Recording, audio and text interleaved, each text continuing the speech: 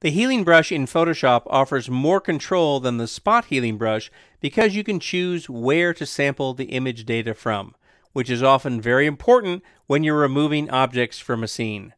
Let's check out how this tool works.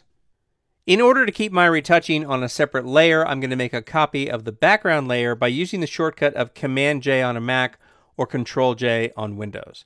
I'm also going to zoom in for a closer view by getting the zoom tool and clicking a few times in the image just so I can see this man in the background a little bit better. I'm going to come to the toolbar and get the healing brush tool. And the first thing I'm going to do is make my brush size a bit smaller by tapping a couple of times on the left bracket key on the keyboard. Next, I'm going to define an area where I want Photoshop to copy detail from by holding down the Option key on a Mac or the Alt key on Windows. And I'm just going to click on the edge between this brush area and the sandy colored hillside. Option or Alt click there, and then come over, line this up, and just start painting in there to remove that person. And it's doing a pretty good job. In some cases, the fact that that person was so much darker than the area around it might have caused some problems, but I'll show you how to address those when we remove the person in the foreground.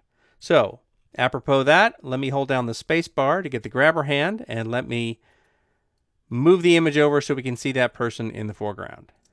And let me make the brush size a little bit larger for the healing brush tool. I'll tap on the right bracket key several times to get a bigger brush.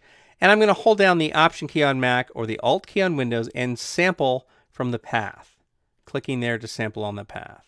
Then I'll bring this over, line up the path, and start painting over the person. And here you can see how the color from the person's blue jeans is bleeding through into the area that's being retouched. Because what the healing brush is doing is it is copying the detail, but it is preserving some of the color and brightness from the area that's being covered up. So that's not going to work here, so I'm going to undo that by choosing Command-Z or Control-Z.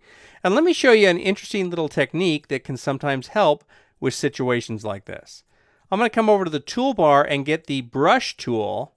And with the brush tool active, I can hold down the Option key on Mac or the Alt key on Windows and get the eyedropper tool, and I can click to sample color from within the actual image. And that color is placed down here in the foreground color swatch in the bottom of the toolbar. And now with that color there, I can just paint that over the person here. And let me come over to the other side, Option click to sample some other color over here.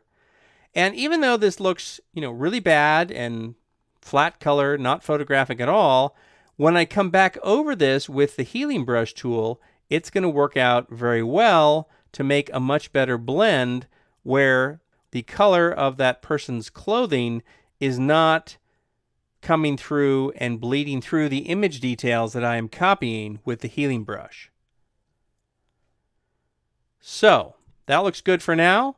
Let me switch to the healing brush. I'm going to tap J, and I'm going to Option or Alt click on the path again to copy that, come over, line this path up, and then just start bringing this over and copying good image detail over those areas where I have added actual color from the image. Make my healing brush a little bit smaller and come in here, Option click in some other areas just to make sure I'm not copying the same detail over and over again.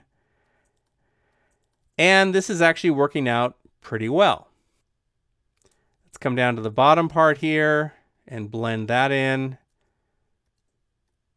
And so you can see that this is a nice solution for those times when the healing brush wants to blend in color from the area you're covering up, but it's just not really working with the detail.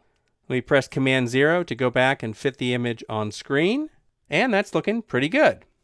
For retouching where you need the content-aware functionality of the spot healing brush, but you require more control over what parts of the image are sampled, the healing brush can often provide excellent retouching capabilities for removing objects from a photo.